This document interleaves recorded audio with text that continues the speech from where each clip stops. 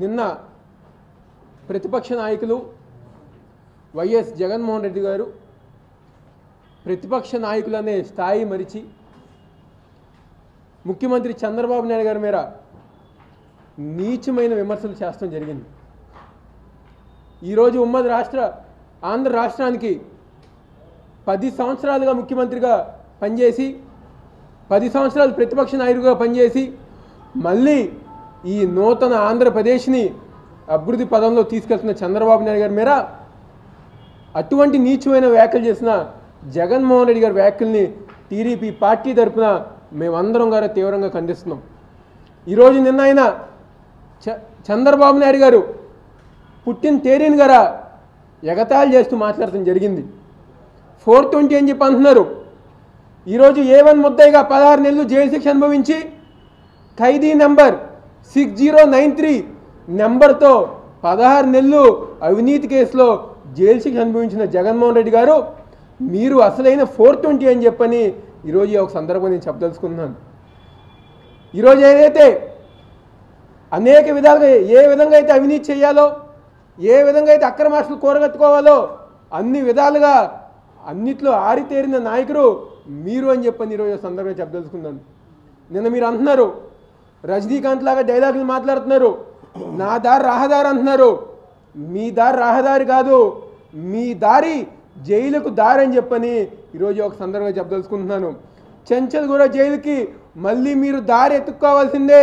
మళ్ళీ అదే 6093 నెంబర్తో మీరు అదే బ్యారక్లో అదే విధంగా ఉండాల్సిందే అని చెప్పి ఈరోజు ఒక సందర్భంగా చెప్పుతున్నాను.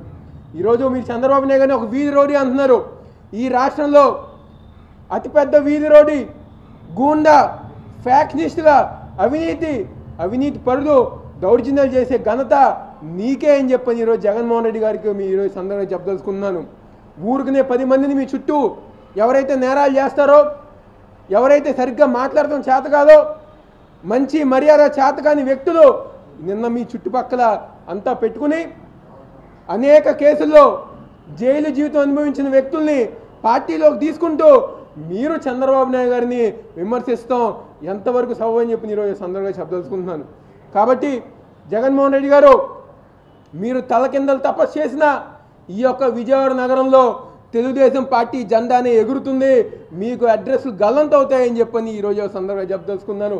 ఈ రాష్ట్రాన్ని అనేక విధాలుగా ముఖ్యంగా యువతి విద్యార్థుల పరంగా ఈ రాష్ట్రాన్ని ముందుకు తీసుకెళ్తున్న నాయకుడు చంద్రబాబు నాయుడు గారు.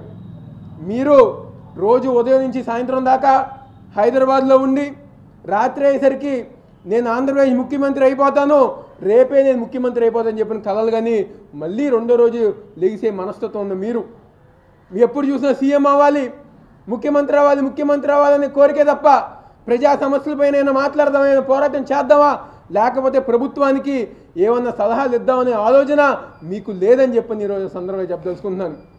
ప్రతి చోట గారు చూస్తున్నాం అన్న వస్తున్నారు, నవరత్నాలు తీసుకొస్తున్నారని చెప్పని ప్రతి ఒక్కరు గారు అనుకుంటున్నారు అన్నొచ్చి ఏం చేస్తారని చెప్పని, అన్నొచ్చి ఇంకేం చేయాలని చెప్పని, ఏదైతే భూములు ఉన్నాయో ఎన్ని గారు వెతికి మళ్ళీ రాబోయే రోజులు కబ్జా చేయాలా అని చెప్పని అన్ని రోజు ఆలోచిస్తున్నారని చెప్పని ప్రతి జనం గారు అనుకుంటున్నారు. మీరు అన్న వస్తాం గారు మీరు అదే హైదరాబాద్లో ఇంట్లో కూర్చుని పడుకోవటం మంచిదని చెప్పని ఈరోజు సందర్భంగా చెప్తున్నాను. ప్లేన్ రైడ్ అయిపోయింది, హైదరాబాద్ వెళ్ళిపోయారు. నిన్న విజయవాడ వచ్చారు, మళ్ళీ హైదరాబాద్ వెళ్ళిపోయారు. మీరు కేవలం ఒక గెస్ట్ ఆర్టిస్ట్గా అమరావతి నూతన ఆంధ్రప్రదేశ్కి వస్తున్నారు, మళ్ళీ మీ హైదరాబాద్ వెళ్ళిపోతున్నారు. కాబట్టి మీరు చంద్రబాబు నాయుడు గారిని నారా లోకేష్ గారిని విమర్శించే హక్కు మీకు లేదు. రాబోయే రోజుల్లో తప్పకుండా రేపు జరగబోయే నంద్యాల ఉప ఎన్నిక కానివ్వండి, లేకపోతే 2019 సాధారణ ఎన్నికలు కానివ్వండి, మళ్ళీ తెలుగుదేశం పార్టీ జెండా ఎగరేస్తుంది, మీరు డిపాజిట్లు కోల్పోతారని చెప్తూ ఈ సందర్భం